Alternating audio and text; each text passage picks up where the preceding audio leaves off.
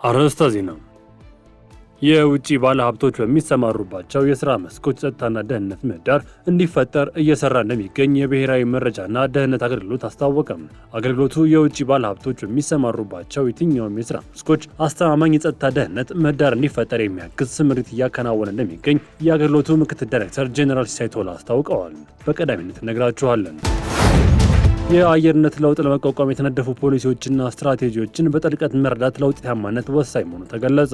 የአየር ንብረት ለውጥ ለመቋቋም የሚደረገው ሀገራዊ ጉዞ ውጤታማ መሆን የሚያስችል የዘርፉን ፖሊሲዎች፣ ስትራቴጂዎችና የሕግ ማዕቀፎች በጥልቀት ተረድቶ በመተግበር እንደሆነ የፕላንና ልማት ሚኒስቴር አስታወቀም። እናስደምጣችኋለን። የተባበሩት መንግስታት ድርጅት የጸጥታው ምክር ቤት በማዕከላዊ አፍሪካ ሪፐብሊክ ውስጥ የሚንቀሳቀሱ የታጠቁ ቡድኖችና ግለሰቦች ላይ የጣሉት የንብረት እገዳ፣ የጉዞ እገዳና የጦር መሳሪያ ማዕቀቦችን እስከ ፈረንጆቹ ሐምሌ 31 2027 ድረስ ለማራዘም የቀረበውን ሐሳብ በሙሉ ድምፅ አጽድቀዋል። ዝርዝር አለን። የኩባ የውጭ ጉዳይ ሚኒስትር ብሩኖ ሮድሪጌዝ ዋሽንግተን በሀገሪቱ ላይ የምትከተለው የኢኮኖሚ ማነቆ ዓለም አቀፍ ሕጎችን የተባበሩት መንግስታት ድርጅት ቻርተርን የሚጥስ ነው ሲሉ ወቀሱ። ሚኒስትሩ ለሀገሪቱ ብሔራዊ ምክር ቤት በሰጡት መግለጫም አሜሪካ ኩባን በኢኮኖሚ ለማዳከም ስትል ለ80 ዓመታት የቆዩትን የዓለም አቀፍ ግንኙነት መርሆችን እየጣሰች መሆኑን ገልጸዋል። ዓለም አቀፍ መረጃችን ነው።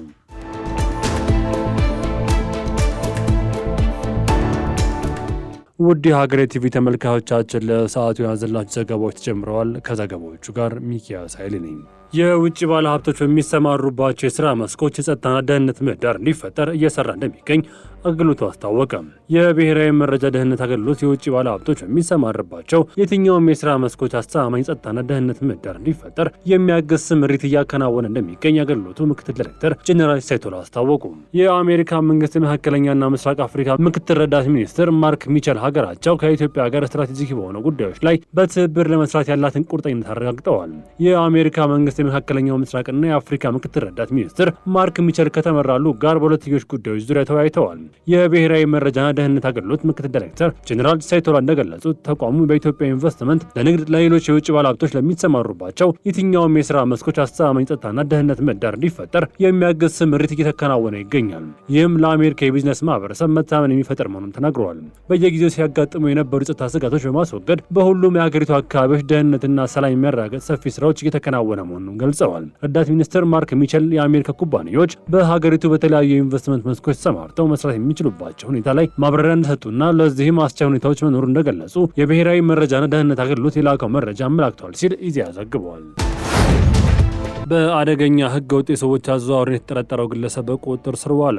የኢትዮጵያ ፌዴራል ፖሊስ ከኢንተርፖልና ከማላዊ ፖሊስ ጋር በመተባበር በበርካታ ወጣቶች ላይ ኢሰብአዊ ድርጊት ሲፈጽም ቆይቷል ያለውን ግለሰብ ህገወጥ አዘዋዋሪ አድነው በሻው ውዳው የተሰኘውን ግለሰብ በቁጥጥር ስር መዋሉን ገልጿል። ተጠርጣሪው ከማዕከላዊ ኢትዮጵያ ክልል በተለይም ከሀዲያና ከምባታ ዞኖች ወጣቶችን በማታለል ወደ ደቡብ አፍሪካ ሲያዘዋውር ቆይቷል ሲል ፖሊስ ገልጿል። ተጠርጣሪው ከእያንዳንዱ ተጓዥ ከ600 ሺህ ብር እስከ 800 ሺህ ብር የሚጠይቅ ሲሆን በቅድመ ክፍያ ኢትዮጵያ ውስጥ 100 ሺህ ብር እና ከዛ በላይ ሲቀበል መቆየቱን ምርመራ ዘገባ አመላክቷል። እንዲሁም በጉዞ ወቅትም ኢሰብአዊ ድርጊት እንደፈጸመባቸው ፖሊስ ምርመራ ማረጋገጡን አስታውቋል። ከ2015 ጀምሮ ከፍተኛ ክትትል ሲደረግበት የቆየው ተጠርጣሪው በማላዊ ፖሊስ ቁጥጥር ስር ውሎ ሐምሌ 22 ቀን 2018 ዓ.ም ለኢትዮጵያ ተላልፎ መስጠቱን የኢትዮጵያ ፌዴራል ፖሊስ በማህበራዊ ትስስር ገጹ አጋርቷል። በተጨማሪም በህብረተሰቡ መረጃ መስጠት ትብብሩን እንዲቀጥል ሲል ጥሪን አቅርበዋል። ኢትዮጵያ በዲጂታል መድረኮች ለሚሰሩ ሰራተኞች መብት ጥበቃ የሚደረገውን ዓለም አቀፍ የፕላትፎርም ኢኮኖሚ ኮንቬንሽን ማጽደቋ ተገለጸ።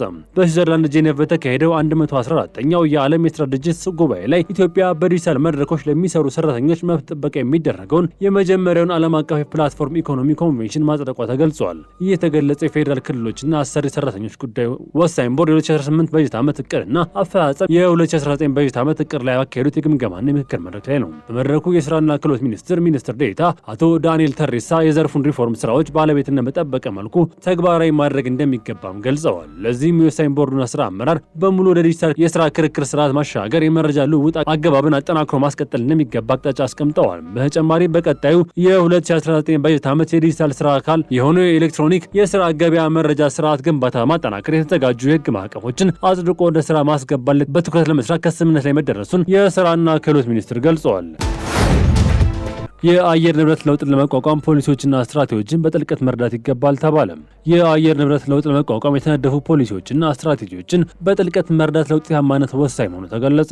የአየር ንብረት ለውጥ ለመቋቋም በሚደረገው ሀገራዊ ጉዞ ውጤታማ መሆን የሚቻለው የዘርፉን ፖሊሲዎች፣ ስትራቴጂዎችና የህግ ማዕቀቦችን በጥልቀት ተረድቶ በመተግበር እንደሆነ የፕላንና ልማት ሚኒስትር ዴኤታ አቶ ስዩም መኮንን ገለጹ። ሚኒስትር ዴኤታው ይህን ያሉት የፕላንና ልማት ሚኒስትር በአየር ንብረት ለውጥ ዙሪያ ለክልሎችና ከተማ አስተዳደሮች ያዘጋጀው የአቅም ግንባታ ስልጠና በሰጡበትም ወቅት ነው። በስልጠናው መድረክ በዘርፉ ከፍተኛ ልምድ ባላቸው ኃላፊዎች አማካኝነት በፈቃደኝነት የተመሰረተ የአየር ንብረት ለውጥ ምላሽ እቅድ ኤንዲሲ፣ ካርበን ገበያ ጽንሰ ሀሳብ እንዲሁም የአካባቢ አየር ንብረት ለውጥ ረቂቅ ፖሊሲ ላይ ያተኮረ ቁልፍ የስልጠና ሰነዶች ቀርበው ለውይይት ተደርጎባቸዋል። ይህ የአቅም ግንባታ ስልጠና በየደረጃው የሚገኙ አስፈጻሚ አካላት የጣለባቸውን ሀገራዊ ኃላፊነት በተሻለ ብቃትና ቅንጅት እንዲወጡ ትልቅ አስተዋጽኦ እንደሚያበረክት ተሳታፊዎች ጠቅሰዋል።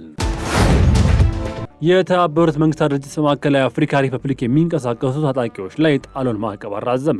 የተባበሩት መንግስታት ድርጅት በማዕከላዊ አፍሪካ ሪፐብሊክ በሚንቀሳቀሱ ታጣቂዎች ላይ የጣለውን ማዕቀብ አራዘመ። የተባበሩት መንግስታት ድርጅት የጸጥታው ምክር ቤት በማዕከላዊ አፍሪካ ሪፐብሊክ የሚንቀሳቀሱ የታጠቁ ቡድኖችና ግለሰቦች ላይ የጣሉት የንብረት እገዳ፣ የጉዞ እገዳና የጦር መሳሪያ ማዕቀቦች እስከ ፈረንጆቹ ሐምሌ 31 2027 ድረስ ለማራዘም የቀረበው ሀሳብ በሙሉ ድምፅ አጽድቋል። ከድምፅ አስጣጡ በፊት ንግግር ያደረጉት የፈረንሳይ አምባሳደር ጄሮሚ ቦናንፎት ከቅርብ ዓመታት ወዲህ ወሳኝ ለውጦች ቢመዘገቡ የጸጥታ ሁኔታ አሁንም አስጊ መሆኑን አንስተዋል።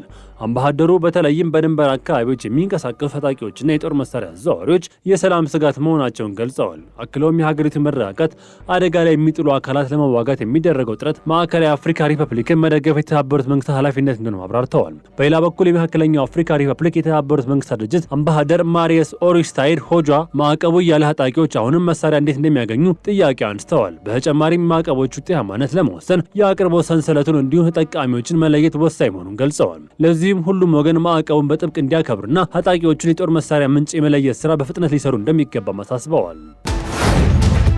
አሜሪካ በኢራን ጦር ሰፈሮች ላይ የአየር ድብደባ ፈጸመች። የአሜሪካ ጦር ትናንት ምሽት በኢራን የሚገኙ በደርዘን የሚቆጠሩ የጦር ሰፈሮች ላይ ለ2 ሰዓት የቆየ የአየር ጥቃት መፈጸሙን አስታውቋል። ዋሽንግተን ይህንን ጥቃት ከቀናት በፊት ኢራን በመካከለኛው ምስራቅ የሚገኙ የአየር ጦር ሰፈሮች ላይ ለሰነዘረችው የሚሳኤል ጥቃት ሰጠ ኃይለኛ ምላሽ ነው ስትል ገልጻለች። በዚህም የኢራን አብዮታዊ ዘብ ንብረት የሆነ የጦር እዝ ማዕከላት፣ የሚሳኤልና የድሮን መጋዘኖች፣ የባህር ዳርቻ የመከላከያ ጣቢያዎችና ሌሎች ወታደራዊ ተቋማት ኢላማ ተደርገዋል። ከጥቃቱ በፊት ፕሬዝዳንት ዶናልድ ትራምፕ ኢራን በጆርዳን የሚገኘውን የአሜሪካ የጦር ሰፈሮች ላይ ለፈጸመችው የሚሳኤል ጥቃት አሜሪካ በጣም ጠንካራ ምላሽ እንደምትሰጥ አስጠንቅቀውም ነበር። ማክሰኞ ዕለት ኢራን የሰነዘረችው ጥቃት ድንገተኛ ጥቃት ለመሰንዘር የተደረገ ሙከራ መሆኑን የገለጸው ፔንታጎን አብዛኛዎቹ የሚሳኤል ጥቃቶች በአሜሪካ መከላከያ መክሸፉን አስታውቀዋል። ኢራን በበኩሏ በአሜሪካ የጦር ሰፈሮች ላይ ጥቃት መፈጸሟ ያረጋገጠች ሲሆን ይህም የሁለቱ ሀገራት ወታደራዊ ግጭት በመካከለኛው ምስራቅ ያለውን ቀውስ ይበልጥ አባብሶታል። በአሁኑ ወቅት በአካባቢው ከፍተኛ ውጥረት ሰፍኖ ይገኛል ሲል ፍራንስ 24 ዘግበዋል። ኩባ አሜሪካ ዓለም አቀፍ ሕጎችን እያፈረሰች ነው ስትል ከሰሰች። የኩባ የውጭ ጉዳይ ሚኒስትር ብሩኖ ሮድሪጌዝ ዋሽንግተን በሀገሪቱ ላይ የምትከተለው የኢኮኖሚ ማነቆ ዓለም አቀፍ ሕጎችን የተባበሩት መንግስታት ድርጅት ቻርተርን የሚጥስ ነው ሲሉ ወቀሱ። ሚኒስትሩ ለሀገሪቱ ብሔራዊ ምክር ቤት በሰጡት መግለጫ አሜሪካ ኩባን በኢኮኖሚ ለማዳከም ስትል ለ80 ዓመታት የቆዩትን ዓለም አቀፍ ግንኙነት መርሆችን እየጣሰች መሆኑን ገልጸዋል። ሮድሪጌዝ አሜሪካ ከጥር ወር ጀምሮ ጠቅላላ የኃይል እገዳ መጣል ኩባ ለኤሌክትሪክ ኃይል ማመንጫ የሚሉ የነዳጅና የቴክኖሎጂ ግብዓቶችን እንድታገኝ እያገደች ነው ብለዋል። ይህ ድርጊት በሀገሪቱ ከፍተኛ ኤሌክትሪክ መቋረጥና የሕክምና ቁሳቁስ እጥረት እንዲከሰት በማድረግ በህዝቡ ላይ ስቃይ እያደረሰ መሆኑን ገልጸዋል። ሚኒስትሩ የአሜሪካ የሰላም ኃይል የሚለውን ፖሊሲ ከቀድሞ ቀኝ ገዢዎች ወረራ ጋር ያነጻጽረውታል። በቅርቡ አሜሪካ ኩባ በዋሽንግተን ላይ ሰላይነት ዘመቻ ስታካሄድ ነበር በማለት ያወጣችው ሪፖርት በሰው ሰራሽ አስተውሎት የተፈበረከ ውሸት ነው ሲሉ መጣጣለውታል። ሚኒስትሩ ኩባ ከአሜሪካ ጋር ገንቢ ግንኙነት ቢኖራትም ፍላጎትም ቢሆን ወታደራዊ ጥቃት ከተሰነዘረባት ግን በመሳሪያ መከላከል ሉዓላዊ መብት እንዳላት አስጠንቅቀዋል። የፕሬዝዳንት ዶናልድ ትራምፕ አስተዳደር በኩባ መንግስት ለውጥ ለማምጣት የሚከተለውን ፖሊሲ በሁለቱ ሀገራት መካከል ያለው ግንኙነት ወደ ከፋ ግጭት እያመራ መሆኑን በዘገባው ተመላክቷል ሲል አናዶሉ ዘግበዋል። ውድ የሀገሬ ቲቪ ተመልካቾቻችን ለሰዓቱ ያዘላችሁ ዘገባዎች ተጠናቀዋል። ቸር ቆዩን።